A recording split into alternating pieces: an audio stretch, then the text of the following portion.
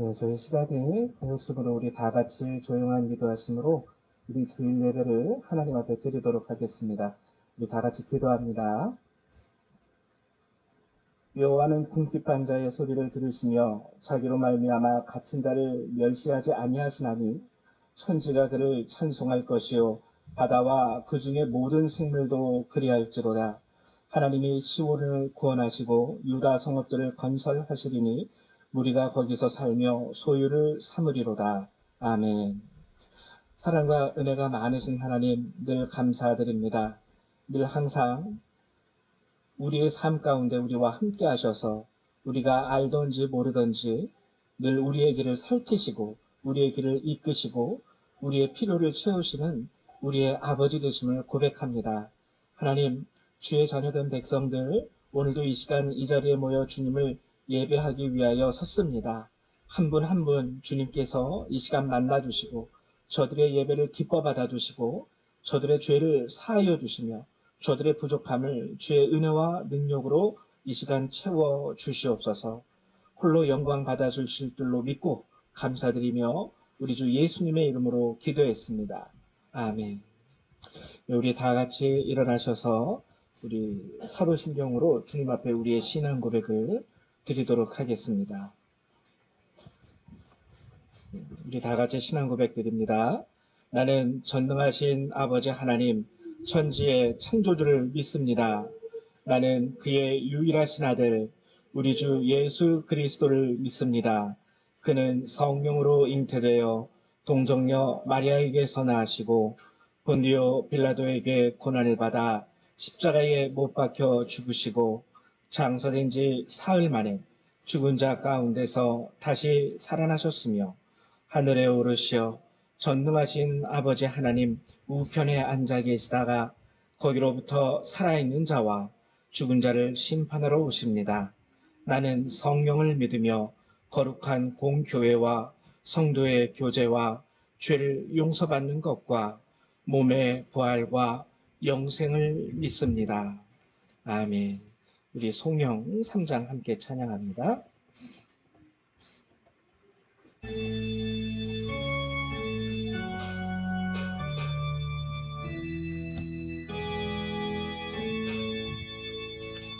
성부 성자와 성령 찬송과 영광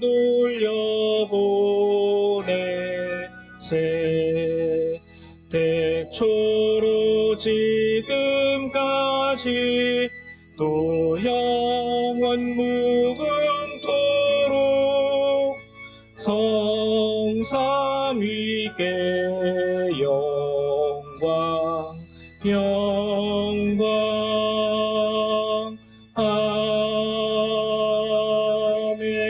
아멘. 찬송가 뒤에는 교동문 11번 함께 교독하도록 하겠습니다. 교동문 11번입니다. 예, 우리 시편 17편의 말씀 같이 교독하도록 하겠습니다. 교독문 11번입니다. 같이 교독하죠. 제가 먼저 교독하겠습니다. 여호와여 의의 호소를 들으소서. 나의 울부짖음에 주의하소서.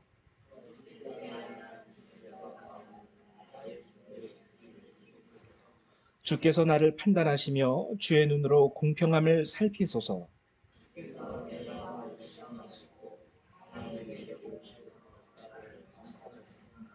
흠을 찾지 못하셨사오니 내가 결심하고 입으로 범죄하지 아니하리이다.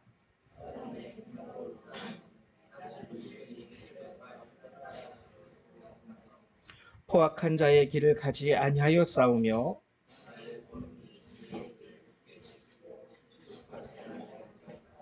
하나님이여 내게 응답하시겠으므로 내가 불렀사오니 주께 피하는 자들을 그 일어나 치는 자들에게서 오른손으로 구원하시는 주여.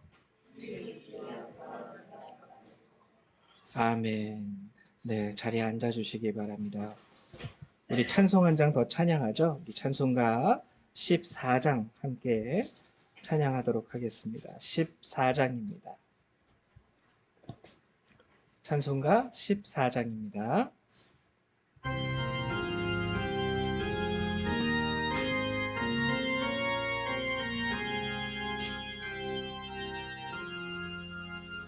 주 우리 하나님 하늘에 계시니 온 천하 만민 주 앞에 찬송하네.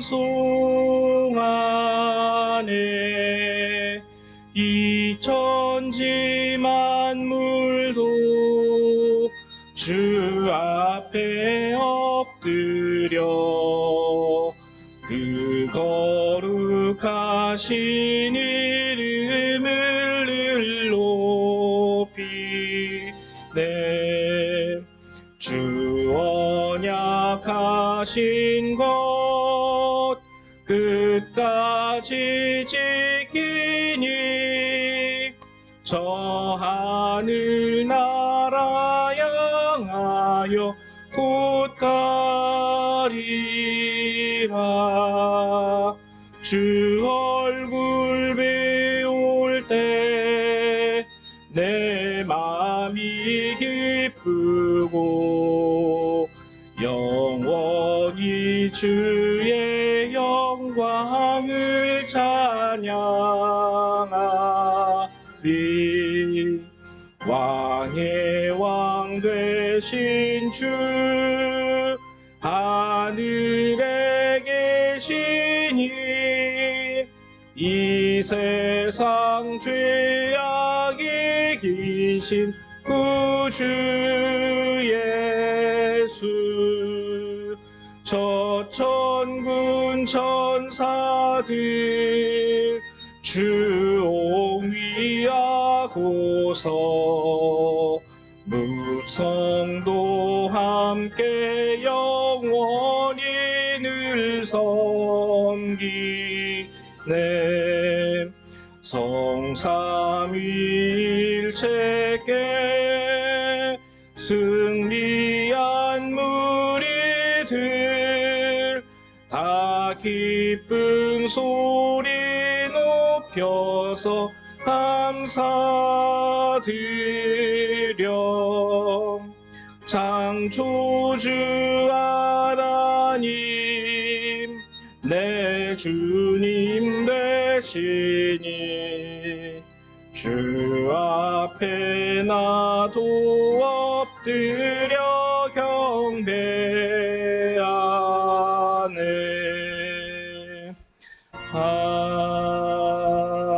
아멘. 예, 우리 이 시간에는 우리 조민경 집사님 나오셔서 예배를 위해서 기도해 주시겠습니다.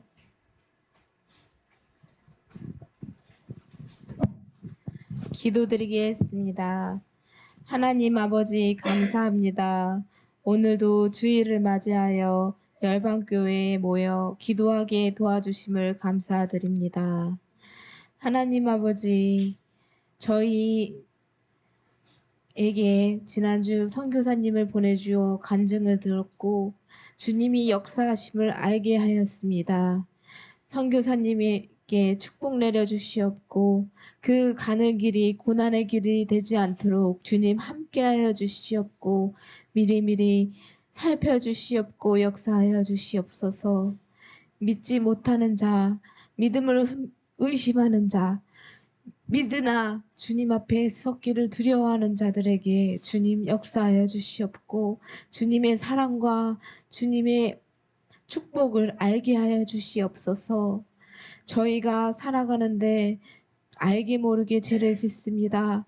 너무나 풍요로운 삶을 살면서 당연한 것이라 생각하는 그런 것이 죄라는 것을 모르고 살아가는 이들이 있습니다. 하나님 아버지, 죄임을 알게 하시고 회개하게 하시고 혹시라도 나도 모르게 그런 일들을 행하였거든 무릎 꿇고 기도드리며 다시는 그와 같은 일이 일어나지 않게 도와주시옵소서. 저희 자라나는 열방교회의 아이들 주님 축복하여 주시옵고 주시옵고 그 가는 길에 어렵고 두렵고 힘든 일이 있거든 주님께 의지하고 담대히 나갈 수 있게 도와주시옵소서. 그들의 뒤에는 하나님이 역사하여 주시고 있음을 알게 하여 주시옵고 주님이 보이지 않는 곳이나 보이는 곳이나 주님이 그들을 함께하고 있는 것을 알게 하여 주시옵소서. 저희 열방교회를 사랑하여 주시사 조민환 목사님 축복하여 주시옵고 그 말씀에 영육의 강건한 양식이 되게 하여 주시옵고 그 가정에 성령이 충만하시고 빛과 소금을 함께하여 주시옵고 가는 길이 평안하게 하여 주시옵소서. 주님의 사역을 이렇게 어려운 시대에 행하는 분들이 많습니다. 그 미랄 속에서 그 미랄이 싹을 틔어 크게 하여 주시옵고 주님의 사랑이 언제나 함께하는 것을 알게 하여 주시옵소서. 저희가 주님의 사랑 속에서 살아가듯이 그 사랑을 베푸는 열방교회의 자녀들과 성도님들과 집사님과 권사님과 장로님과 목사님과 사모님과 저희 교회 식구들 저희 미랄이 되어서 이 지역에 전도의 부흥이 역사하기를 원하고 바라옵니다. 저희 열방교회 축복하여 주시옵고 기도하는 가운데 성령님이여 함께하여 주시어서 그 기도가 이루어질 수 있게 도와주시옵고 언제나 살펴주시옵소서. 오늘 예찬주일을 맞이하여 그 손길 주님 살펴주시옵고 주님의 사역을 하는 모든 이들에게 이 예찬주일 함께함을 허락하여 주시옵고 교회로 향하지 못한 그 발길 교회로 향하게 하여 주시옵소서. 하나님이 사랑하시는 자녀들 그들에게서 주님 역사하여 주시옵소서. 하나님이 살아계심을 알게 하여 주시옵고 기도와 말씀으로 행함에 있어 함께함을 알게 하여 주시옵고 사악한 무리들이 침범하지 않게 도와주시옵소서. 악의 무리들이 침범하거든 주님의 칼과 방패로 무찌르게 하여 주시옵고 주님의 자녀들을 어느 곳에 있든지 보호하여 주시옵소서. 눈물로 기도할 때에 그 기도를 받아주시옵고 하나님 아버지여 교회를 위하여 행하는 목사님, 장로님, 권사님, 사모님, 그리고 집사님들, 그리고 우리 열방교회 아이들 그 행함에 축복을 내려주시옵고 그 기도가 쌓이고 쌓여서 주님 보시기에 기쁨의 기도가 되게 하여 주시옵소서. 건강 허락하여 주시옵고 오늘 이 예배 드림을 감사드리며 거룩하신 주 예수 그리스도의 이름으로 기도드립니다. 아멘. 네, 감사드립니다. 우리 오늘 같이 함께 나눌 하나님의 말씀 찾아보죠. 우리 사무엘 하 12장 1절에서 15절의 말씀 함께 나누도록 하겠습니다. 우리 구약성경 479페이지 또는 480페이지에 있습니다. 사무엘 하 12장 1절에서 15절의 말씀 함께 나누도록 하겠습니다. 우리 구약성경 479페이지 또는 480페이지에 있습니다.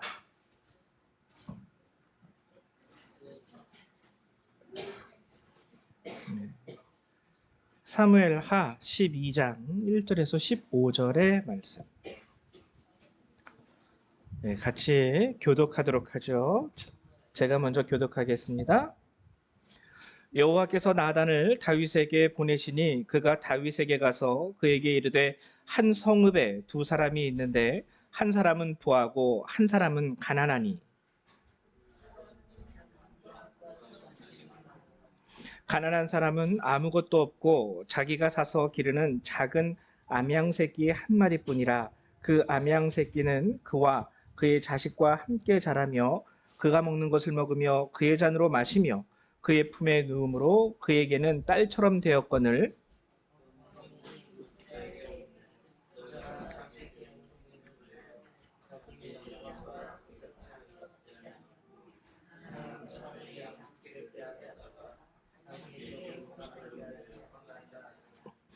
다윗이 그 사람으로 말미암아 노하여 나단에게 이르되 여호와의 살아계심을 두고 맹세하노니 이 일을 행한 그 사람은 마땅히 죽을 자라.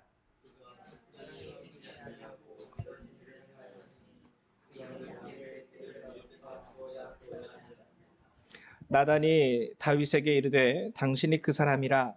이스라엘의 하나님 여호와께서 이와 같이 이르시기를 내가 너를 이스라엘 왕으로 기름 붓기를 위하여 너를 사울의 손에서 구원하고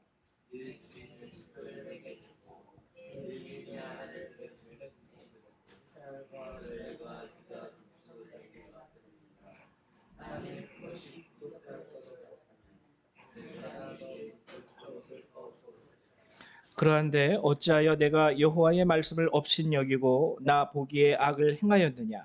내가 칼로 헷사람 우리아를 치되 암몬 자손의 칼로 죽이고 그의 아내를 빼앗아 내 아내로 삼았도다.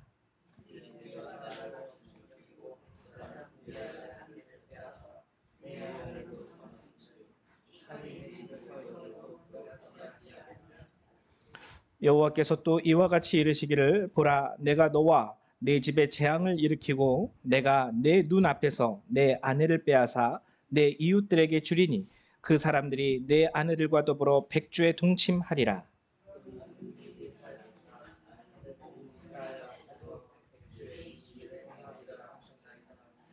다윗이 나단에게 이르되 내가 여호와께 죄를 범하였노라 하매 나단이 다윗에게 말하되 여호와께서도 당신의 죄를 사하셨나니 당신이 죽지 아니하려니와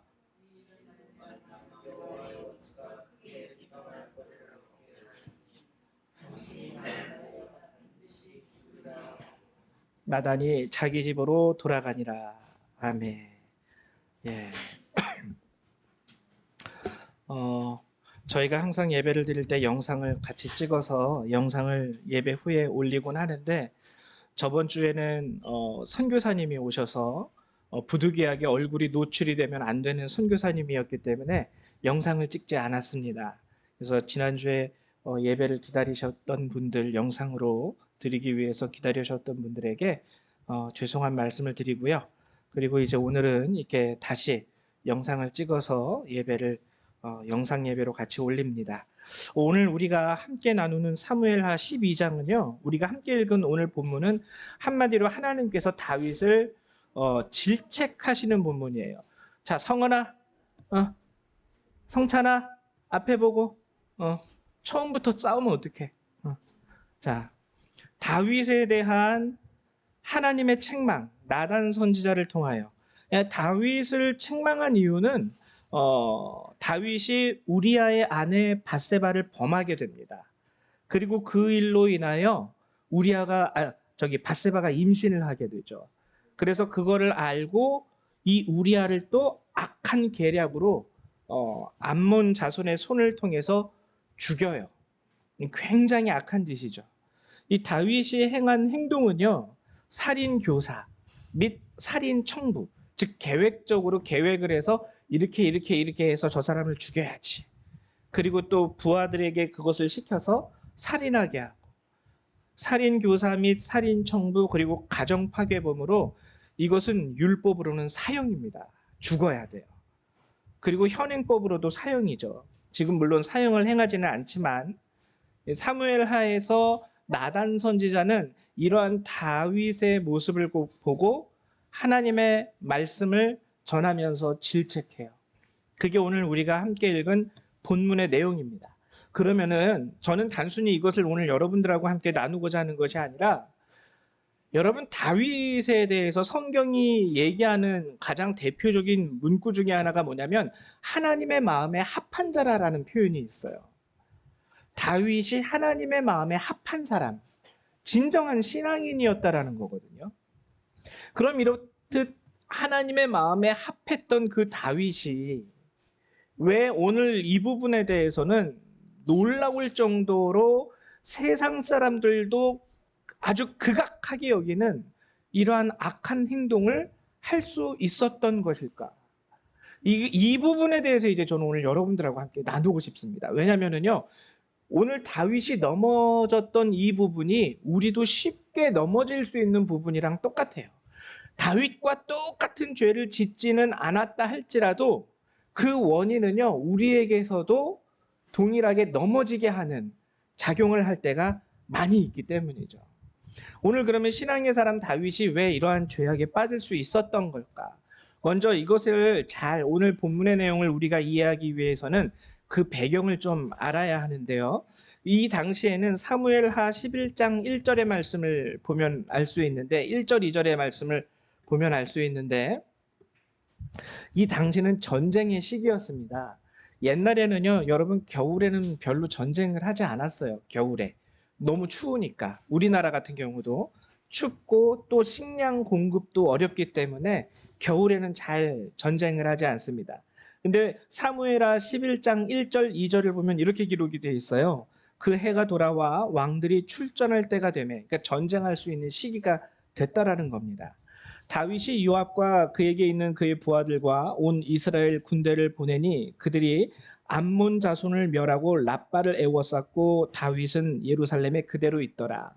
저녁 때 다윗이 그의 침상에서 일어나 왕궁 옥상에서 거닐다가 그곳에서 보니 한 여인이 목욕을 하는데 심히 아름다워 보이는지라.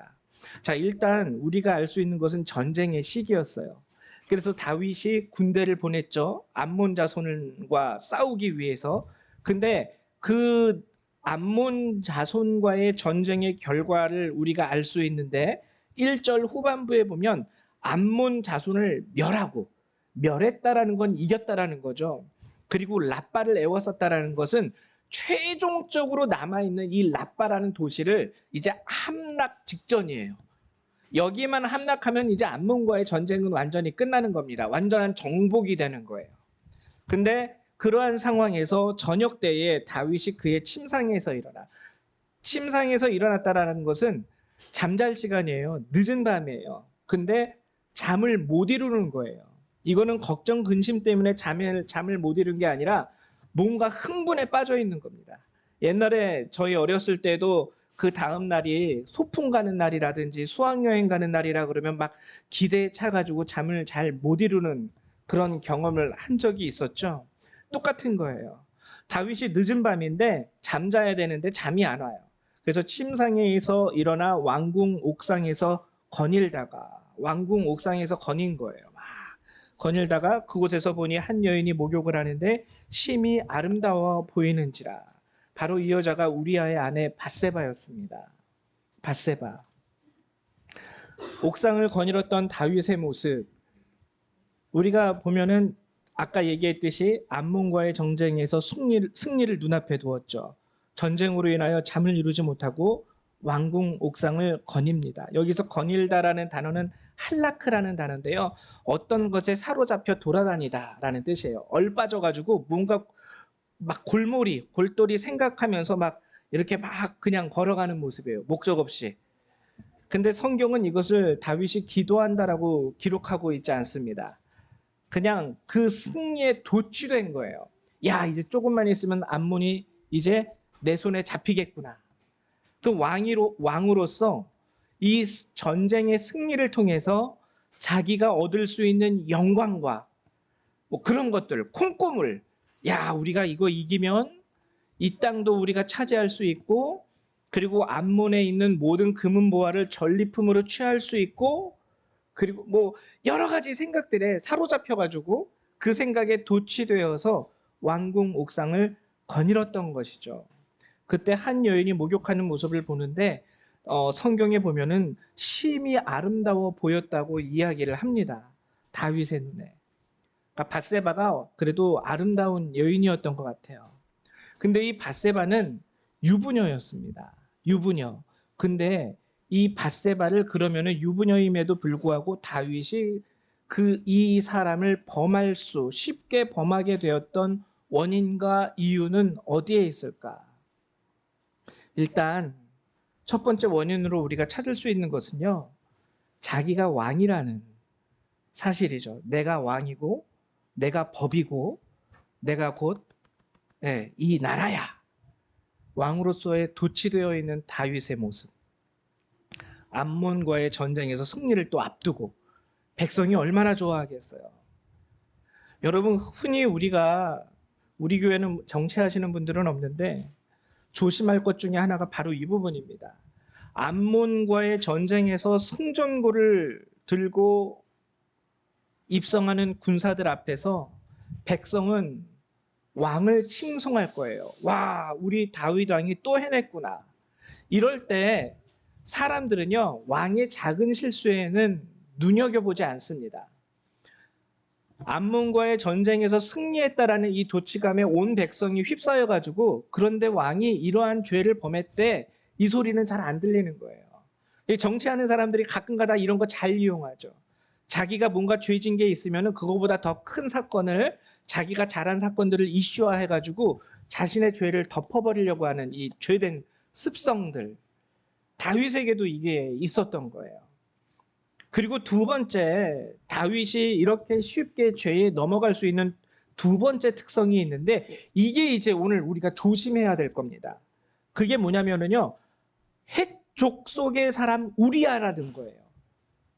이 밧세바의 남편이 우리아라는 사람이요, 이스라엘 민족이 아니라 가나안의 7 족속 중에 하나인 헷 족속의 사람입니다.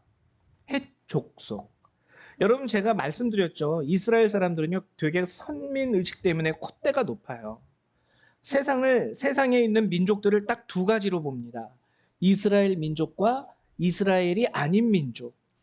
이스라엘인이냐 이방인이냐. 이들은요, 중국인, 한국인, 일본인 별로 그렇게 나누는 거에 의미를 못 둬요. 안 둬요. 왜? 이스라엘 사람이 아니면, 아브라함의 혈통이 아니면 나머지는 그냥 다 잡것들이에요. 하나님이 택하지 않은 족속들, 멸망받을 수밖에 없는 족속들. 그래서 세상에 있는 인종을 딱 두 가지로 봐요. 이스라엘 사람과 이스라엘 사람이 아닌 사람들. 뭐 백인, 흑인, 황인도 다 필요 없습니다. 아주 인종차별의 극치를 달리는 습성이 이스라엘 민족 안에 있어요. 이 선민의식이. 그래서 이방인들을 보고 행하는 그 습성을 보면은 굉장히 잔인하기까지 합니다. 잘못된 건데. 다윗에게 이게 있는 거예요. 다윗에게. 우리야? 걔 헷 족속이잖아. 가나안 족속. 옛날에 여호수아가 이스라엘을 정복하러 들어갈 때 하나님이 여호수아에게 말씀하십니다. 가나안에 있는 족속들. 오늘 제가 여기다 써놨죠. 여호수아 10장 40절에 보면 호흡이 있는 모든 자는 다 진멸하여 바쳤으니 이스라엘의 하나님 여호와께서 명령하신 것과 같았더라. 이스라엘이 가나안을 점령할 때 여호수아의 시절에 그때 하나님께서는 호흡이 있는 모든 자들을 다 멸절하라고 명령하셨습니다. 근데 그렇게 명령하신 이유는 제가 몇 번 설명드렸죠. 가나안의 그 악한 문화 때문에 어쩔 수 없었어요. 나이가 많은 자이든 나이가 어린 자이든 그 사람들의 인식 가운데에는 대표적인 것이 몰렉에게 제사를 드리는 것이 아주 당연한 것이었습니다. 갓 태어난 아이를 뜨거운 불가마의 우상에 올려놔가지고 태워 죽이는 그런 문화들. 하나님은 그걸 굉장히 싫어하셨어요. 인신공양을. 그걸 따라할까봐 그걸 아는 자들은 모두 노인이든 어린아이든 다 죽이라고 명하신 이유가 바로 거기에 있었어요. 하나님을 무조건 잔인하다고 얘기하면 안 되는 이유가 바로 여기 있습니다. 그 작은 악의 씨앗이 얼마나 금방 번져나가는데요. 근데 여러분, 그래서요, 다윗의 머릿속에도 헷족속? 비록 나에게 있어서 충성스러운 부하이긴 하지만 걔는 원래 여호수아 시절 때 헷족속은 멸망받아야 할 족속이었어. 그러니까 다윗의 마음에 한편엔 뭐가 있는 거냐면 얘는 죽여도 되는 사람이야. 죽어도 되는 사람이야. 근데 누가 더 악합니까 지금? 햇사람 우리아요? 이미 그 악한 관습과 그 옛날 자신의 조상들이 저질렀던 문화에서는 이제 한참 벗어났어요. 다윗이 왕이 된 이후로 이제는 하나님을 믿는 온전한 신앙 가운데 나라가 안정되어져 가고 있습니다. 실제적으로요, 이런 이방 종교의 제사와 문화가 다시금 이스라엘에 틈타기 시작한 때는 솔로몬 시대였어요. 솔로몬이 다시 인신공양을 시작하거든요. 다윗의 때에는 철저하게 그런 것이 다 금지되었습니다. 그러니까는 더 이상 햇사람이든 가나안의 어떤 족속이든 죽여야 할 이유가 없습니다. 모두가 이제는 다윗의 통치 안에서 여호와의 이름을 부르짖고 찾는 그 시대였어요. 근데 다윗의 마음속에는 이 하나님이 옛날에 여호수아를 통하여 주셨던 그 명령이 여기서 중요해요. 나의 악함과 나의 죄를 덮을 수 있는 핑계거리가 되는 거예요. 아, 얘는 죽여도 되는 애야. 그러니까 얘 요렇게 해서 죽여. 굉장히 악한 거죠. 하나님의 말씀을 핑계 삼아서 자신의 죄를 덮습니다. 자신의 의로움을, 자신의 정당, 자신의 죄에 대한 정당함을 얻기 위하여 하나님의 말씀을 들이대는 거예요. 하나님을 이용한 거죠. 그래서 하나님이 뭐라고 말씀하십니까? 오늘 본문에 보면 네가 나를 업신여기는구나. 네가 나를 업신여기는구나. 하나님의 말씀을 이용한다라는 거예요. 자기 입맛에 맞게. 자기 목적을 이루기 위해서 내 말을 네가 이용을 해? 너 굉장히 나를 만만하게 보는구나. 이 뜻이에요. 하나님이. 너 정말 나를 무슨 지금 세대의 말로 보면 호구로 여기는구나. 이렇게 나를 업신여기는구나. 하나님이 이것을 굉장히 진노하셨습니다. 그리고 나단을 즉시로 보내어 그를 책망하셨던 거죠. 근데 여기서 또 우리가 다윗으로부터 배워야 할 것 하나가 있는데, 이러한 하나님의 말씀과 진노하심에 대해서 다윗이 즉시로 회개를 해요. 13절에 보면 다윗이 나단에게 이르되 내가 여호와께 죄를 범하였노라. 그 자리에서 즉시로 회개를 합니다. 13절에 보면 다윗이 나단에게 이르되 내가 여호와께 죄를 범하였노라 하매 나단이 다윗에게 말하되 여호와께서도 당신의 죄를 사하셨으니 당신이 죽지 아니하려니와. 원래 율법으로는 사형입니다. 근데 죽지 아니하려니와, 사형은 면해준 거예요. 율법으로 그가 받아야 할 사형에서는 면제를 받았어요. 그러나 여기에서 또 우리가 알아야 되는 것이 있죠. 죄에 대한 징벌은 그 이후에 이 죄의 열매가요. 그래서 여러분 무서운 거예요. 죄의 열매가 굉장히 무서운 거예요. 예수님도 회개했다 할지라도 그 죄값을 다 치르기까지는 어디에 가 있겠다고 그랬어요? 감옥에서. 감옥에서. 죄에 대한 징벌은 다윗을 계속 따라다니면서 괴롭히게 됩니다. 그래서 10절, 11절, 14절. 첫 번째, 칼이 네 집에서 영원토록 떠나지 아니하리라. 자녀들이 서로 살육전을 벌이죠. 다윗의 자녀들이. 결국에는 압살롬의 손에 의해서 다 죽습니다. 다 죽어요. 마지막 남은 형제도 솔로몬의 손에 의해서 결국에는 죽임을 당하게 되죠. 다윗이 그렇게 많은 자식을 낳았다 할지라도 산 자식은 딱 하나밖에 없는 거예요. 솔로몬 하나밖에. 그리고 두 번째, 내 아내를 빼앗아 내 이웃들에게 주리니 그 사람들이 내 아내들과 더불어 백주에 동침하리라. 압살롬의 반역 때에 이 일이 일어나게 됩니다. 그리고 당신이 낳은 아이가 반드시 죽으리이다.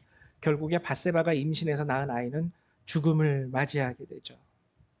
그러니까 우리가 죄를요 굉장히 두려워해야 돼요. 무서워해야 돼요. 죄의 용서를 받았다 할지라도 그 죄에 대한 열매의 값은요 우리가 치러야 할 때가 굉장히 많습니다. 죄의 용서가 그 죄로 인한 나타난 결과까지 엎어준다라는 뜻이 결코 아니에요. 근데 이것보다도 더 무서운 징벌이 있습니다. 죄에 대하여 성경이 우리에게 가르쳐주는 그 징벌, 그게 뭐냐면 하나님이 버릴 수 있다라는 거예요. 하나님이 택했음에도 불구하고. 그 대표적인 예가 어디에 나오냐면 사울왕이에요.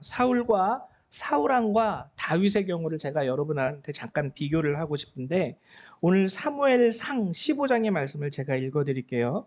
사무엘상 15장의 말씀, 사무엘상 15장 23절부터 이는 거역하는 것은 점치는 죄와 같고 완고한 것은 사신 우상에게 절하는 죄와 같음이라. 왕이 여호와의 말씀을 버렸으므로 여호와께서도 왕을 버려 왕이 되지 못하게 하셨나이다 하니, 사울이 사무엘에게 이르되 내가 범죄하였나이다. 내가 여호와의 명령과 당신의 말씀을 어긴 것은 내가 백성을 두려워하여 그들의 말을 청종하였음이니이다. 여기서도 사울이 하나님이 사무엘을 통하여 질책할 때 다윗처럼 똑같은 반응을 보입니다. 내가 범죄하였나이다. 근데 여러분, 다윗처럼 참된 회개일까? 그 뒤를 이어보면은 이게 정말 진정한 회개인지 아닌지가 나타나요. 25절에 보면, 그러니까는 24절에서 내가 백성을 두려워하여 그의 말을 청종하였음이니이다 라고 얘기하고, 25절부터 보면은 사울이 이렇게 얘기합니다. 청하오니 지금 내 죄를 사하고 나와 함께 돌아가서 나로 하여금 여호와께 경배하게 하소서 하니, 사무엘이 사울에게 이르되 나는 왕과 함께 돌아가지 아니하리니 이는 왕이 여호와의 말씀을 버렸으므로 여호와께서 왕을 버려 이스라엘 왕이 되지 못하게 하셨음이니이다 하고, 사무엘이 가려고 돌아설 때에 사울이 그의 겉 옷자락을 붙잡음에 찢어진지라 사무엘이 그에게 이르되 여호와께서 오늘 이스라엘 나라를 왕에게서 떼어 왕보다 나은 왕의 이웃에게 주셨나이다. 이스라엘의 지존자는 거짓이나 변개함이 없으시니 그는 사람이 아니심으로 결코 변개하지 않으심이니이다 하니, 사울이 이르되 내가, 이게 중요합니다, 내가 범죄하였을지라도 이제 청하옵나니 내 백성의 장로들 앞과 이스라엘 앞에서 나를 높이사 나와 함께 돌아가서 내가 당신의 하나님 여호와께 경배하게 하소서 하더라. 이에 사무엘이 돌이켜 사울을 따라가며 사울이 여호와께 경배하니라. 사울의 회개는요, 거짓 회개였습니다. 사울의 회개는, 그러니까 사무엘이 얘기해요. 당신이 하나님의 말씀을 버렸으므로 하나님도 당신을 버리셨습니다. 이게 이제 퍼져나가면 큰일 나는 거거든요. 나 지금 왕인데 이 내가 누리는 것들, 내가 사회적으로 차지하고 있는 이 왕이라는 자리, 그 안에서 내가 누리는 권세, 권력, 이거 한순간에 다 빼앗길 수 있거든요. 그러니까 사울이 하는 말이 내가 범죄하였을지라도 내 백성의 장로들 앞과 이스라엘 앞에서는 나를 왕으로 높이십시오. 나를 왕으로 대접해 주십시오. 이 왕자리만큼은 내가 범죄하였을지라도 내가 내려놓을 수 없습니다. 이 뜻이에요. 내가 범죄했을지라도 나는 절대로 이 왕 안 내려놓을 거야. 안 내려놓을 거야. 진정한 회개가 아닌 것이죠. 오늘 사울의 경우와 오늘 우리가 함께 읽은 본문에서 다윗의 경우를 우리가 비교해 보면은요, 사울과 다윗의 공통점이 나타납니다. 그거는 뭐냐면 하나님의 말씀을 핑계 삼아 자신의 죄를 정당화시켰다라는 거예요. 아까 얘기했듯이 다윗은요, 우리야 해족속이야? 해족속은 원래 하나님이 멸망시키라고 했던 족속이었잖아. 아유, 그러면 됐네. 내가 이런 죄를 저질렀어도 쟤는 죽어도 되는 사람이니까 이렇게 저렇게 해서 죽이자. 아주 자신의 죄를 하나님의 말씀으로 포장해버려요. 정당한 거야. 쟤는 원래 죽어도 되는 사람이었잖아. 못된 짓을 한 거죠. 하나님으로부터 내 말을 업신여겨. 그리고 사울의 경우도 동일합니다. 아말렉에 쳐들어갔을 때에 일단은 하나님이 진멸하라고 명하셨기 때문에 쳐들어가는데 이게 핑계거리예요. 핑계거리예요. 하나님께서 소나 말이나 양 같은 경우도 다 하나님이 호흡이 있는 것들을 멸하라 명하셨지만 사울 왕은 젊은 청년들, 좋은 아주 양질의 소, 양, 말들은 다 자신을 위해서 떼어놓습니다. 노예로 삼아야지.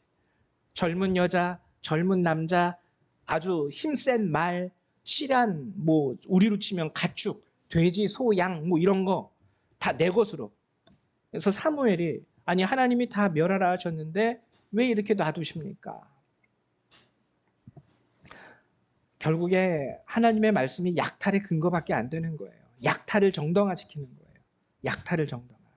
하나님의 말씀을 핑계 삼아 자신의 죄를 덮고 하나님의 말씀을 핑계 삼아 자신의 이익을 취하는 사울과 다윗의 공통점.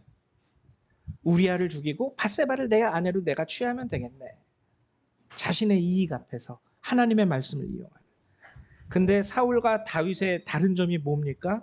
다윗은 즉시로 회개를 해요. 왕이든 뭐든 상관이 없어요. 여러분, 우리가 열왕기상, 열왕기하 이런 책을 잘 읽어보면은요, 선지자들이 왕을 질책할 때가 있습니다.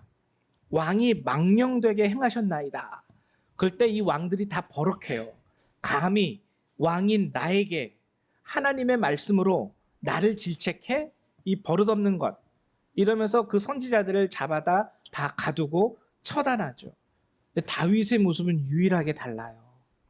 다윗은 즉시로 내가 여호와께 죄를 범하였나이다. 자신의 왕의 권위고 모고를 다 내던져 버린 겁니다. 그 앞에서는 하나님이 나의 죄를 깨닫게 하셨을 때 다윗은 철저하게 회개를 해요.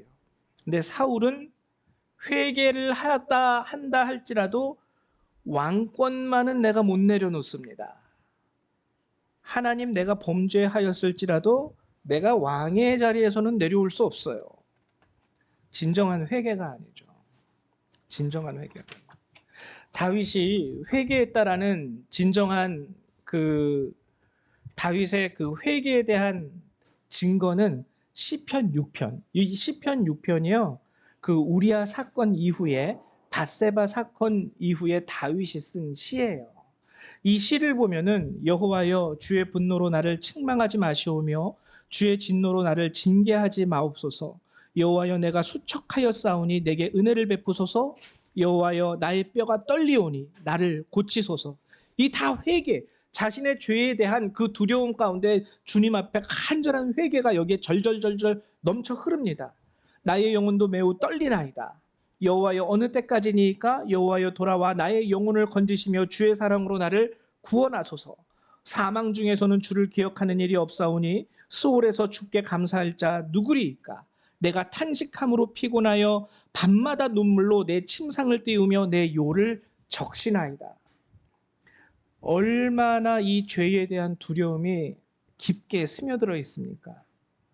이 다윗의 모습은요, 이스라엘의 역대 왕들과 달라요. 철저한 회개죠.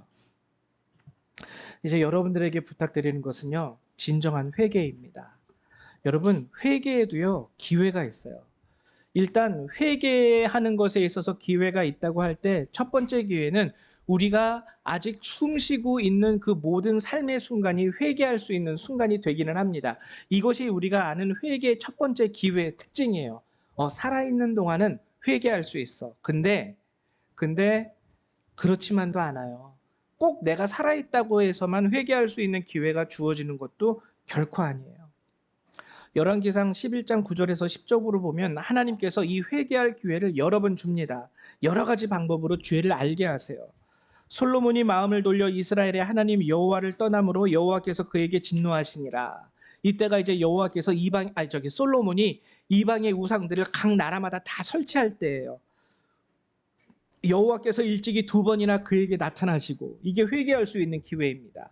이 일에 대하여 명령하사 다른 신을 따르지 말라 하셨으나 그가 여호와의 명령을 지키지 않았으므로 하나님이요 그 사랑하는 백성들에게 회개할 기회를 주세요. 제가 목회자라 해도 동일합니다. 사람이기 때문에요 죄를 짓고 살 수밖에 없어요. 근데 그때마다 하나님이 깨닫게 하세요. 말씀을 읽을 때 내가 잘못했구나. 기도할 때 내가 잘못했구나. 또는 때로는 꿈으로라도 주실 때도 있고 때로는 사람을 통해서 나의 악함을 드러나게 하실 때도 있어요. 친한 사람이 와서 왜 그때 그렇게 했어? 그건 아니지 라고 얘기를 해준다든지. 저도 종종 보면은요 제가 미련해가지고 저희 집사람이 안 돼 할 때 많이 있습니다. 그러면 안 해요. 일단 우리 집사람이 안 돼 하면 안 해요. 왜? 우리 집사람이 하나님이기 때문에 안 하는 게 아니라 이 사람도 하나님의 말씀을 잘 아는 사람이거든요. 저 사람이 안 돼 하면은 뭔가 성경에 그 근거가 있기 때문일 거야 하고 안 해요. 여러분, 하나님은 여러 가지 방법을 통해서 그게 사람이든 성령의 어떠한 초자연적인 역사이든, 근데 요즘에는 하나님의 말씀이 주어졌기 때문에 성경의 말씀을 읽으면 그 안에서 우리가 죄를 깨닫게 됩니다. 그래서 하나님은 우리에게 회개의 기회를 주세요. 근데 기회를 놓치면 절대 안 돼요. 히브리서 12장 17절에 이런 말씀이 있습니다. 굉장히 우리에게 무서운 말씀이에요. 너희가 아는 바와 같이 그가 그 후에 축복을 이어받으려고 눈물을 흘리며 구하되 버린 바가 되어 회개할 기회를 얻지 못하였느니라. 하나님도요, 우리랑 똑같습니다. 우리의 그 인격과 인성이라는 것이 하나님의 성품으로부터 주어진 하나님의 형상이거든요. 그래서 우리가 느끼는 희노애락, 이것 하나님 가지고 계세요. 어쩔 때는 그런 모습을 보면서 함께 기뻐하고, 어쩔 때는 저런 모습을 보면서 함께 눈물을 흘리고 슬퍼하고, 어쩔 때는 이런 모습으로 인해서 진노하기도 하고, 하나님도 똑같이 우리와 그런 감정 같은 것을 가지고 계십니다. 회개할 기회를 안 주셨다라는 것은 정말 하나님이 많이 화가 나셨다는 뜻이기도 하겠죠. 여러분들이 그냥 여러분들의 입장에서 회개한다고 해서 하나님이 다 받아주시는 거 아니라는 거예요. 회개하는 것도 기회가 있어요. 하나님이 깨닫게 하실 때 바로 돌이킬 수 있어야 됩니다. 나중에 괜찮겠지 하고 살다가 축복이 끊어지는 그때에 하나님, 저 다시 회개할 테니까 이 축복을 다시 주세요. 사울이 그랬거든요.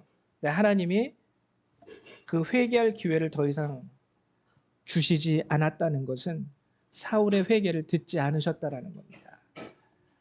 여러분, 그러면 우리가 회개의 기회가 주어짐에도 불구하고 회개하지 못하는 이유는 어디에 있을까요? 우리가 그것이 잘못됐다라는 것, 하나님이 기뻐하시지 않는다라는 것을 알면서도 회개하지 못하는 이유는요, 오늘 사울의 경우와 똑같습니다. 왜? 재밌으니까. 왕이 돼 보니까 이거 할만하거든요. 모든 사람들이 나한테 고개 숙여주고, 모든 사람들이 내 말에 이리로 가라 하면 이리로 가고, 저리로 가라 하면 저리로 가고, 이거 가지고 와라 하면 이거 가지고. 재미가 있습니다. 죄로 인하여 사는 삶이 재미가 있어요. 죄로 인하여 내가 누리는 것들이 짭짤해요. 죄로 인하여 내가 가진 것들이 꽤 돼요. 이거를 내려놓을 수 없다라는 거예요. 하나님, 내가 회개할지라도, 내가 죄를 범하였을지라도 지금 내가 누리는 것들, 내가 가진 것들, 내가 하고 있는 이 재미있는 것들을 나는 포기할 수 없습니다. 사울하고 똑같은 말을 하는 거죠. 범죄하였을지라도 백성들과 장로들 앞에서는 나를 왕으로 높여주십시오. 그러나 우리가 알아야 되는 것은 버림받을 수 있어요. 한때의 재미를 누리며 살다가 최종적으로 버림받을 수 있습니다. 여러분, 택함을 입은 사울도요, 결국에는 버림받았어요. 사울 자기가 왕 되고 싶다고 해서 왕 된 사람 아니에요. 하나님이 정말 고르고 택하고 택한 사람 중에서 사울을 택하셨고 그에게 기름을 부으셨고 그를 이스라엘의 왕으로 삼으셨지만 그도 버리셨어요. 이런 거를 볼 때요, 저도 두렵습니다. 저도 두려워요. 왜? 목회자라는 것은요, 정말 하나님이 택한 사람들이 해야 돼요. 그냥 때가 이렇게 하다 보니까 뭐 더 할 게 없으니까 한번 목회자 돼 볼까? 이런 마음으로 해서는 안 됩니다. 그래서 목사님들은, 저는 그런 걸 인정해요. 아, 하나님이 택하셨구나, 저분도 목회자로. 근데 요즘에 좀 부끄럽죠. 목사님들이 큰 잘못을 저질렀어도 대형교회 목회자라는 그 자리만큼은 포기하지 않습니다. 사울하고 똑같은 고백을 하는 거예요. 내가 이러저러저러한 성적인 범죄, 내가 이러저러저러한 그런 재정적인 범죄를 저질렀을지라도 이 담임 목회자의 자리만큼은 이 큰 대형교회에서 내려놓지 않겠습니다. 라고 하는 목회자들도 종종 나타나곤 합니다. 우리가 이거 조심해야 돼요. 목사이든 아니면 평신도이든 우리 이거 조심해야 돼요. 우리가 잘못하면 버림받을 수 있어요. 여러분들에게 이제 말씀을 정리하면서 부탁드리고자 하는 것은요, 여러분, 죄 지을 수 있습니다. 죄 지을 수 있어요. 우리가 연약하기 때문에. 근데 하나님이 주실 때 즉시로 회개하십시오. 기회를 주실 때. 나중에는요, 우리가 회개하고자 해도 하나님이 안 받아주실 수 있어요. 안 받아주실 수 있어요. 그리고 또 하나는 하나님을 업신여기지 마십시오. 즉 뭐냐면 하나님의 말씀을 핑계 삼지 말라는 거예요. 아, 이거는 하나님이 내게 주시는 축복이야. 근데 가만히 그 축복을 뜯어다 보면은 다른 사람의 등쳐가지고 얻는 거. 가만히 뜯어다 보니까 다른 사람 짓밟고 취하는 거. 하나님이 그거 진짜 축복으로 우리에게 주시는 걸까요? 아니라는 거예요. 오늘 다윗이 그렇게 한 거 아닙니까? 햇사람 우리야? 이방인이네? 옛날에 여호수아를 통해서 죽이라고 명령하셨던 그 족속 중에 후손이 아직도 살아남은 거야? 그럼 얘는 죽어도 되는 사람이야? 그러면은 얘를 밟고 내가 그의 이 아름다운 아내를 내 것으로 취하리라. 와, 하나님이 내게 축복을 주셨다. 하나님은 아니라고 그러시죠. 네가 내 말을 업신여기느냐. 여러분, 우리 머릿속의 계산으로 하나님의 말씀을 계산해서 내게 주시는 축복입니다. 함부로 말하지 마십시오. 큰일 날 수가 있어요. 우리가 하나님이 오시는 그날까지, 주님이 다시 오시는 그날까지 온전하고 정말 하나님이 보시기에 깨끗하고 순결한 신앙의 모습으로 하루하루 살아갈 수 있는 저와 여러분이 되시기를 주님의 이름으로 축원드립니다. 우리 이 말씀 하나 같이 읽고요. 기도하는 시간 갖도록 하죠. 다 같이 함께 봉독합니다. 시작. 하나님의 뜻대로 하는 근심은 후회할 것이 없는 구원에 이르게 하는 회개를 이루는 것이요, 세상 근심은 사망을 이루는 것이니라. 우리 다 같이 기도하도록 하겠습니다. 사랑과 은혜가 많으신 하나님, 참으로 감사를 드립니다.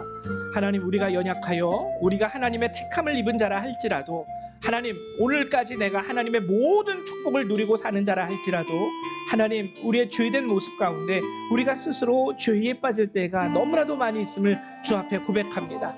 그러나 주는 미쁘시사 우리에게 하나님 회개할 기회를 허락하시며, 또한 하나님의 말씀과 은혜로 다시 한번 우리를 채워주시는 하나님이신 줄 믿습니다. 하나님 도와주셔서 우리 어린아이들도, 우리 성도님들도 하나님께서 우리에게 죄를 깨닫게 하실 때에 즉시로 그 죄에서 돌이킬 줄 아는 그러한 살아있는 주의 백성이 될 수 있도록 도와주시옵소서.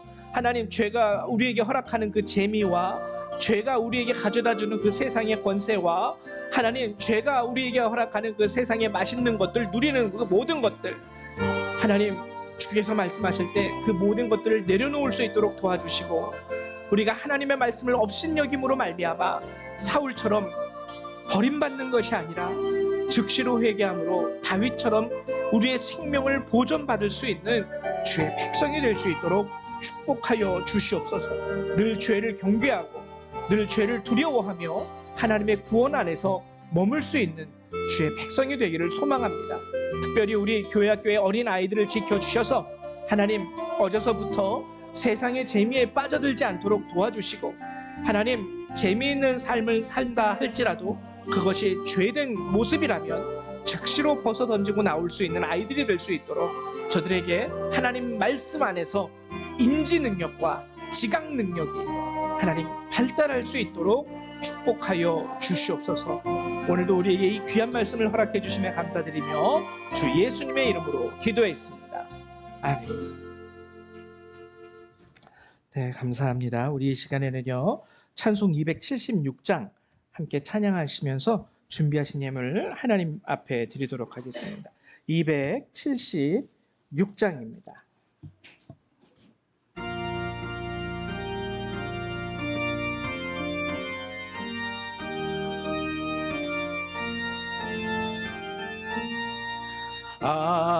아버지여, 이 죄인을 용납하여 주시고 예수님의 이름으로 구원하여 주소서. 아버지를 떠나 산지 벌써 오래되었고 험한 길에 고난 몸이 이제 돌아옵니다. 전에 하던 헛된 일을 애통하게 여기고 겸손한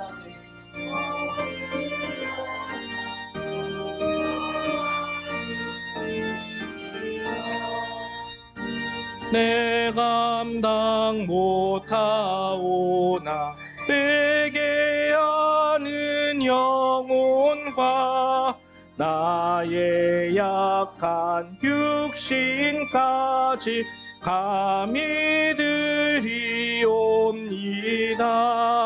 나의 죄를 사시려 주님 죽으셨으니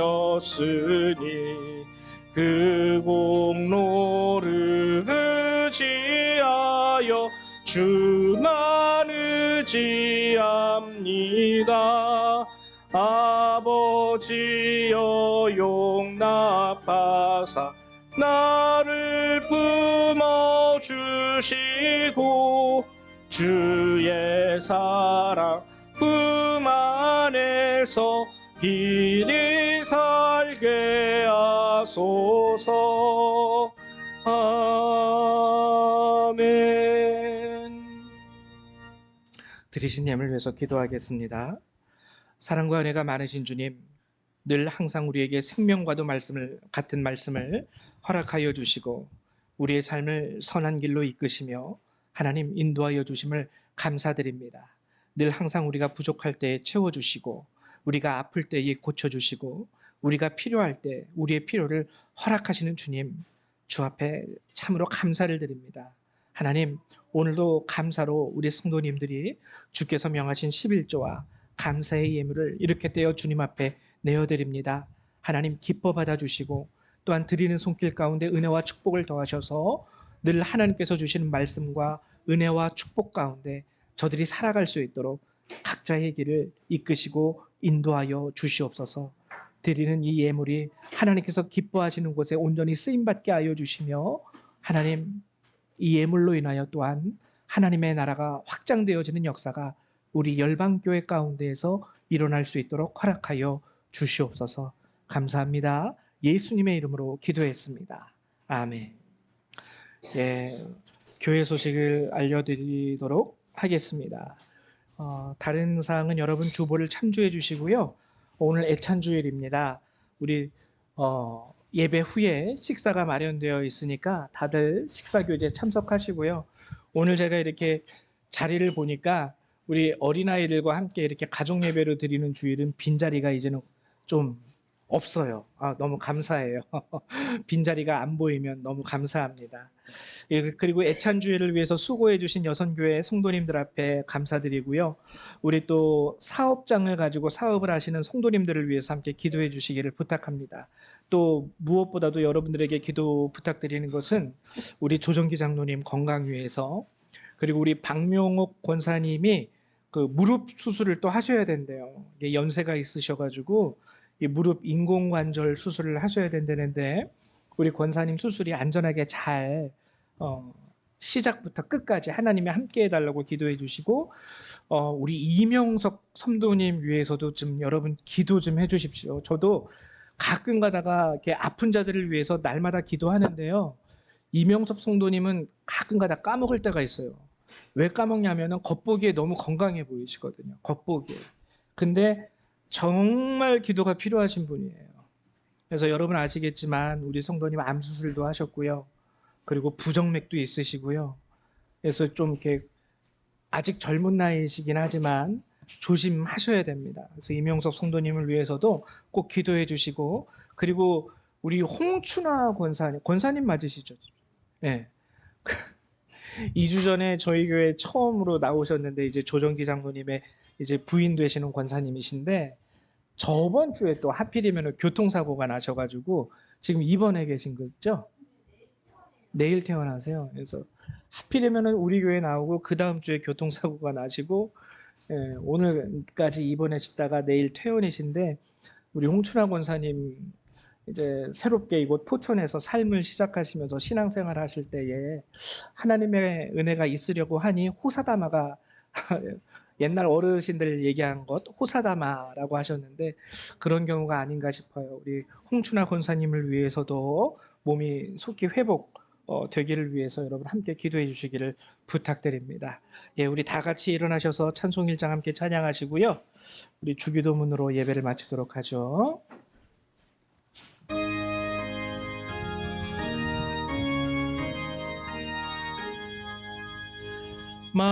만복의 근원 하나님, 온 백성 찬송 드리고 천사여 찬송하세. 찬송 성부 성자 성령. 아멘.